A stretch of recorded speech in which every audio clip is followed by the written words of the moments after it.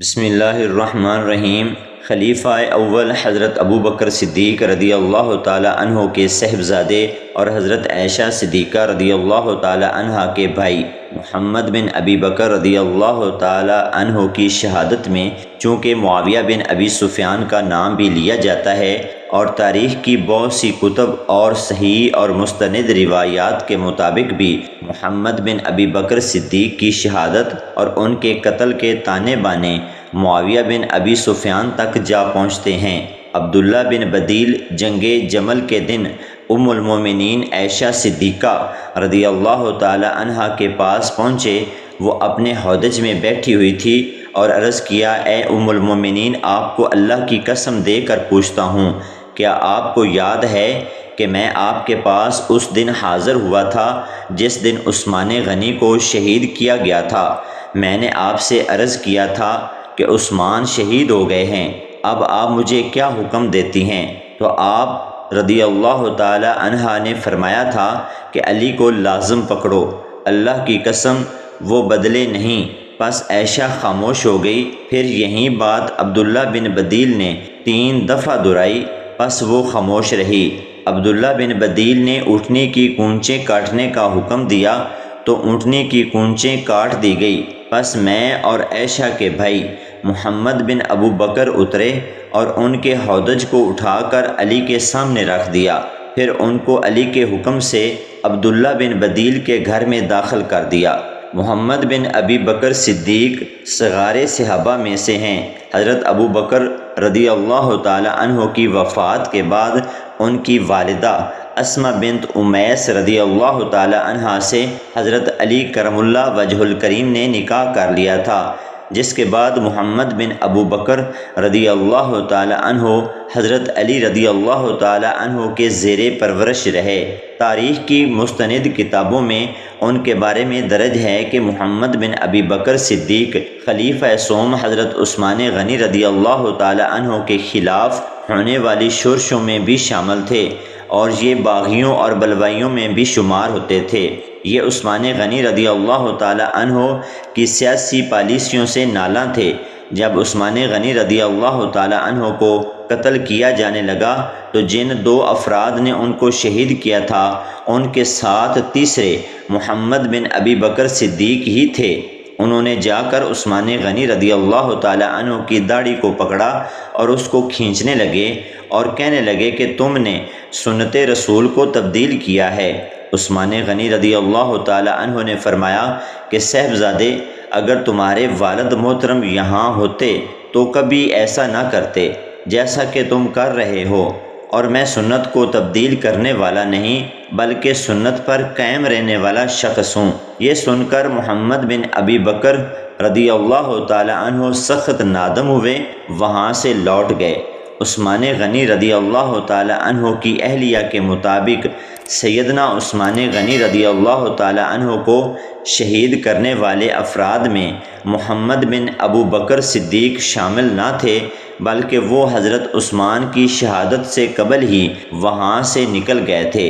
ایک اور روایت میں ہے کہ محمد بن ابو بکر رضی اللہ تعالی عنہ حضرت عثمان کے گھر میں داخل ہوئے اور انہیں قتل کرنا چاہتے تھے کہ حضرت عثمان غنی رضی اللہ تعالی عنہ نے ان سے کہا، رکو اے میرے بھتیجے، اگر تمہارے ابا دیکھتے تو تمہارے عمل کو ناپسند کرتے، جس پر وہ باز آ گئے۔ وہ انہیں چھوڑ کر نکل گئے۔ مستند تاریخی روایات سے ثابت ہوتا ہے کہ آپ ابتدائی طور پر بلوائیوں میں شامل تھے، تاہم حضرت عثمان غنی رضی اللہ تعالی عنہ کی بات پر شرمندہ ہو کر گھر سے نکل گئے تھے اور حضرت عثمان کو نہ ہی شہید کیا اور نہ ہی قتل میں شریک رہے، لہٰذا محمد بن ابو بکر سے قصاص لینے کی ضرورت نہیں تھی۔ حضرت عثمان رضی اللہ تعالی عنہ کو شہید کرنے والے افراد میں صحابہ کرام رضوان اللہ علیہ اجمعین میں سے کوئی صحابی شریک نہ تھے، بلکہ تمام صحابہ اس فتنے سے دور رہے اور اس عمل کو غلط قرار دیتے رہے۔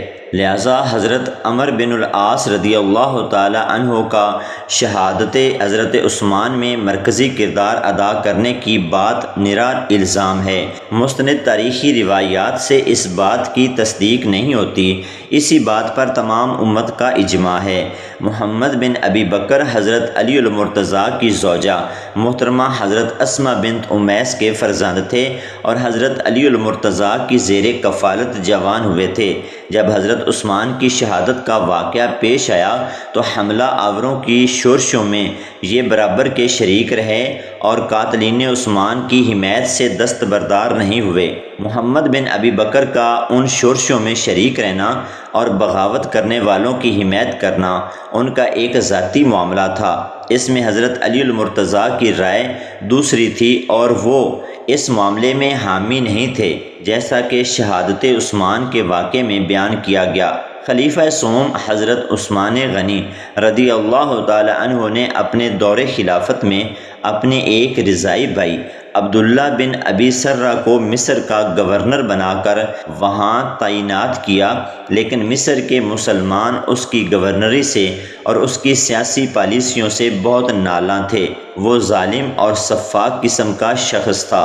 مصریوں نے حضرت عثمان غنی رضی اللہ تعالی عنہ کو کئی بار اس کی شکایت بھی کی۔ حضرت عثمان غنی رضی اللہ تعالی عنہ نے اس کو کئی بار سرزنش بھی کی مگر وہ باز نہ آیا، تو مصریوں کا ایک وفد حضرت علی رضی اللہ تعالی عنہ کے پاس حاضر ہوا اور آ کر آپ سے درخواست کی کہ حضرت عثمان غنی رضی اللہ تعالی عنہ سے سفارش کریں اور عبداللہ بن ابی سرہ کو مصر کی گورنری سے معزول کریں۔ وہ ظالم شخص ہے۔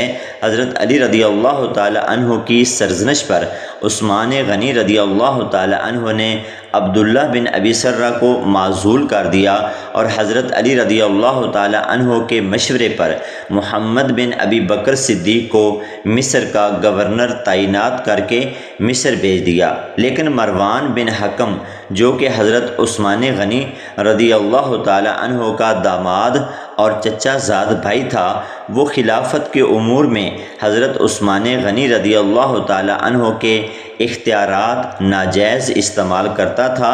اس نے محمد بن ابی بکر کے خلاف ایک خط میں مصر میں ابی سرہ کو بھیج دیا، جیسے ہی محمد بن ابی بکر صدیق تمہارے پاس مصر کی گورنری کو سنبھالنے کے لیے آئیں تو تم ان کو ان کے قافلے سمیت قتل کر دینا۔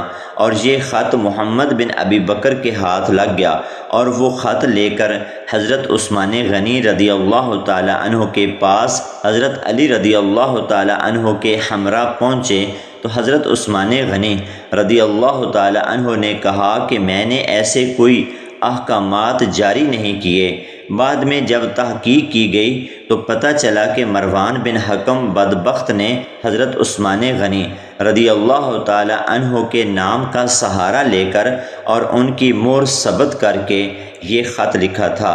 عبداللہ بن سرہ کو مصر کی گورنری سے معزول کر دیا گیا اور حضرت محمد بن ابی بکر مصر کے گورنر تعینات ہوئے۔ حضرت عثمان غنی رضی اللہ تعالی عنہ کی شہادت کے بعد حضرت علی رضی اللہ تعالی عنہ نے مصر میں محمد بن ابی بکر کو ہی تعینات رکھا، لیکن مصر کے انتظام و انصرام کو محمد بن ابی بکر صدیق احسن طریقے سے سنبھال نہ سکے اور معاویہ بن ابی سفیان کی طرف سے بھی مصر پر چڑھائی کرنے کا اندیشہ تھا۔ اس خیال کے پیش نظر حضرت علی رضی اللہ تعالی عنہ نے اپنے ایک بہت بہادر جرنیل مالک اشتر نخعی کو مصر کی جانب روانہ کیا کہ جا کر محمد بن ابی بکر سے مصر کا چارج لے لو اور محمد بن ابی بکر کو مدینہ منورہ واپس بھیج دو۔ مالک اشتر بہادر جرنیل تھے اور انتظامی امور کو سنبھالنے میں ماہر تھے۔ حضرت علی رضی اللہ تعالی عنہ نے جب انہیں مصر جانے کا حکم دیا تو وہ اس وقت شام کے کسی علاقے میں موجود تھے۔ معاویہ بن ابی سفیان کو جب پتہ چلا کہ مالک اشتر کو مصر کی گورنری پر تعینات کیا جا رہا ہے تو معاویہ بن ابی سفیان سمجھ گئے کہ اگر مالک اشتر مصر کا گورنر بن گیا تو پھر مصر پر قبضہ کرنا ناممکن ہو جائے گا، کیونکہ مالک اشتر کی انتظامی اور جنگی صلاحیتوں سے معاویہ بن ابی سفیان اچھی طرح واقف تھے۔ چنانچہ انہوں نے اپنے ایک آدمی کے ذریعے مالک اشتر کو دھوکے سے زہر دے کر مروا دیا اور مصر پر حملہ کر دیا۔ عمر بن العاص جو کہ معاویہ بن ابی سفیان کی فوج کے سپہ سالار تھے، انہوں نے مصر پر چڑھائی کی تو محمد بن ابی بکر پسپا ہو کر راہ فرار اختیار کرنے پر مجبور ہوئے اور ایک غار میں چھپ گئے۔